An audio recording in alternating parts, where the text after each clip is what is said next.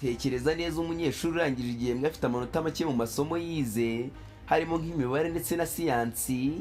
Ese yakomeza ate mu mwaka ukurikiye adasobanukiwe amasomo ye y'ibanze? Holiday Remedial Learning Program yashyizweho na REB kugira ngo ifashe abanyeshuri kongera gusobanukirwa amasomo yabagoye mu gihembwe cyashize. Aho utatsinze neza mu masomo yawe, yaba amahirwe ya kabiri yo kongera gusubiramo amasomo yawe neza kugira ngo ubashe gutegura umwaka ukurikiraho. Iyi gahunda ntabwo ari igihano, ahubwo ni amahirwe yo kongera kwiyubaka, gukosora aho wari ufite intege nke no gutangira igihembwe gifite icyizere. Ese wowe ko ubwawe ubona kwiga mu biruhuko ari igitekerezo cyiza, cyangwa ubona ari ibintu byashyizwe kugira ngo binanize abanyeshuri? Andika igitekerezo cyawe muri comments kandi ukurikire page yanjye ku zindi nkuru zubaka ubumenyi ndetse n'ubuzima.